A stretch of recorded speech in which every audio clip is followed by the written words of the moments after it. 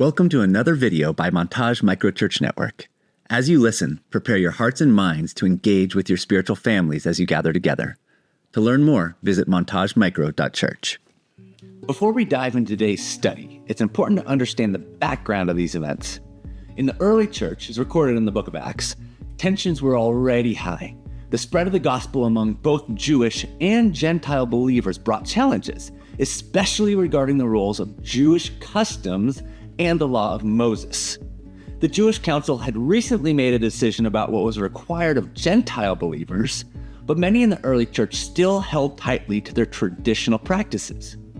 Paul, a bold, dedicated servant of Christ, found himself at the center of these controversies. Accusations flew that he was turning his back on his Jewish traditions. In response, Paul took actions to show that while salvation is by faith alone, cultural traditions could still be honored, and they served a greater purpose. Today, we'll see how Paul navigated this complex situation and what it teaches us about unity, humility, and the true meaning of Christian liberty. So let's read Acts 21, 18 to 36 together. The next day, Paul went with us to meet with James, and all the elders of the Jerusalem church were present. After greeting them, Paul gave a detailed account of the things God had accomplished among the Gentiles through his ministry. After hearing this, they praised God, and they said, "You know, dear brothers, how many thousands of Jews have also believed, and they all follow the law of Moses very seriously. But the Jewish believers here in Jerusalem have been told that you are teaching all the Jews who live among the Gentiles to turn their backs on the law of Moses. They've heard that you teach them not to circumcise their children or follow other Jewish customs. What should we do? They will certainly hear that you have come. Here's what we want you to do. We have 4 men here who have completed their vow. Go with them to the temple and join them in the purification ceremony, paying for them to have their heads ritually shaved. Then everyone will know that these rumors are all false and that you yourself observe Jewish laws. As for the Gentile believers, they should do what we already told them in a letter. They should abstain from eating food offered to idols, from consuming blood or the meat of strangled animals, and from sexual immorality." So Paul went to the temple the next day with the other men. They had already started the purification ritual, so he publicly announced the date when their vows would end and sacrifices would be offered for each of them. The 7 days were almost ended when some Jews from the province of Asia saw Paul in the temple and roused a mob against him. They grabbed him, yelling, "Men of Israel, help us! This is the man who preaches against our people everywhere and tells everybody to disobey the Jewish laws. He speaks against the temple and even defiles this holy place by bringing in Gentiles." Earlier in the day, they had seen him in the city with Trophimus, a Gentile from Ephesus, and they assumed Paul had taken him into the temple. The whole city was rocked by these accusations, and a great riot followed.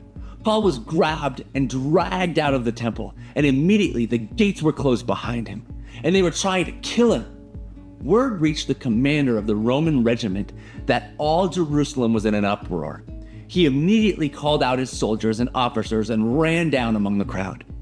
When the mob saw the commander and the troops coming, they stopped beating Paul. Then the commander arrested him and ordered him bound with 2 chains. He asked the crowd who he was and what he had done. Some shouted one thing, some another. Since he couldn't find out the truth in all the uproar and confusion, he ordered that Paul be taken to the fortress. As Paul reached the stairs, the mob grew so violent, the soldiers had to lift him onto their shoulders to protect him. And the crowd followed behind him, shouting, "Kill him! Kill him!" In Acts 21, in keeping with Jewish custom, men worshipped on one side in a corporate worship and women on the other. Daily prayers were offered at or near the temple courtyard. Alms were given. There was participation in the various prescribed and even non-prescribed feasts. Vows were made, male babies were circumcised, and various rituals were carried out at the birth of a child. Dietary laws were also closely observed. All things from the law of Moses and really part of the Jewish religious traditions. For Jewish Christians in the early church, many of these customs were still deeply ingrained in their daily lives. Even after coming to faith in Christ, they naturally continued their Jewish practices. The continuation of these traditions, however, created tensions in the growing church, especially as more Gentiles came to faith and more Jewish people came to faith who weren't in Jerusalem, and they tried to find this line between what is gospel truth and what is cultural tradition. And we've seen these conflicts arise before, right? Some Jewish believers insisted that Gentiles should be circumcised and follow the law of Moses to be fully included in the faith community. And the Jerusalem Council dealt with this in Acts 15 and clarified that salvation comes through grace, not by keeping the law. But even after that declaration, tensions remained. And here we see the tension specifically between Jewish Christians, not Gentiles, and what Mosaic laws they should be following. Because the culture of the early church was still so Jewish, many felt threatened by the deviation from these traditions. And they saw Paul as a major threat. Rumors spread, most likely fueled by hostile Judaizers, that Paul was teaching Jewish Christians to abandon their heritage and customs. And this misunderstanding came both from those who were genuinely confused and from those who were maliciously intent on stirring up trouble. On one hand, Paul taught that salvation is found by grace alone, through faith alone, in Christ alone, not in Jesus plus sacrifices, or Jesus plus Jewish customs, or Jesus plus anything. He wrote extensively in Romans and Galatians, refuting any notion that anyone could earn righteousness through the law. He made it abundantly clear that justification comes through grace, not by works. His refusal to have Titus circumcised was a strong stand against the idea that Jewish customs were necessary for salvation. Paul sternly warns that anyone preaching a gospel based on works was under a curse. On the other hand, Paul was not opposed to Jewish customs themselves, which is what he's being accused of here.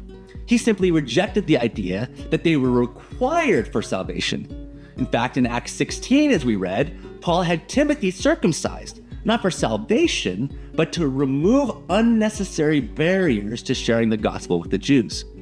Paul understood that cultural sensitivity was important.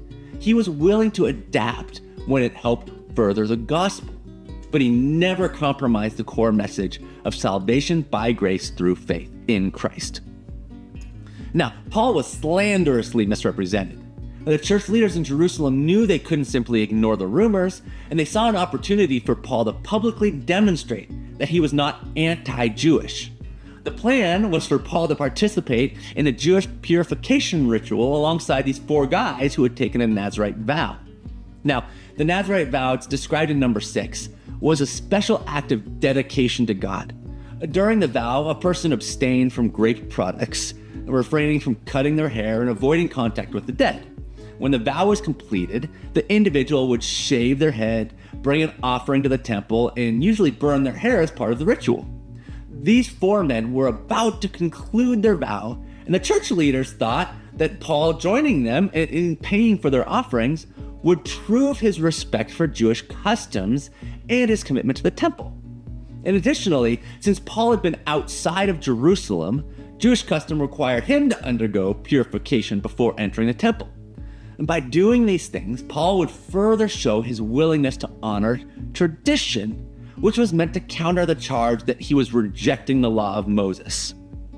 This brings up a crucial question.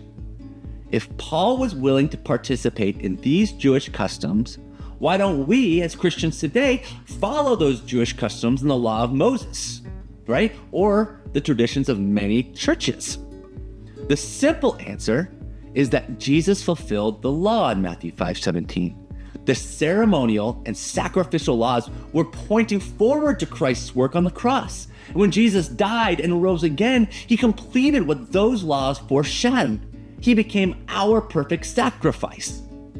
While the moral law, like the 10 Commandments, still reflect God's character, we are no longer under the law as a covenant of works. Instead, we live under grace, led by Jesus' Spirit, following Jesus' teaching as our guide. Our righteousness now comes from faith in Christ alone, not from keeping the law. And if we truly love Jesus and love people, we will naturally fulfill the law. Despite the potential risks, Paul agreed to this plan. He purified himself, covered the expenses for the 4 Nazarite vows, and went to the temple to carry out the ritual.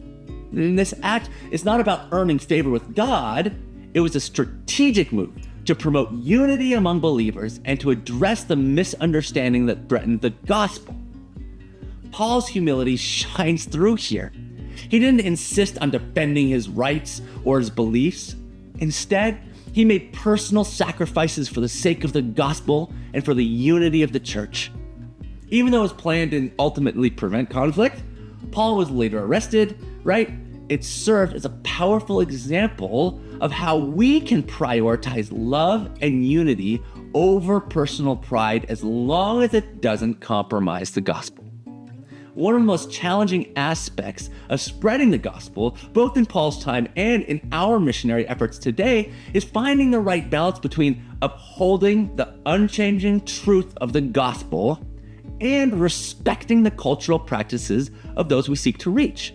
Right? Missionaries often face the tension of presenting the timeless message of Christ while adapting their methods to different cultural contexts.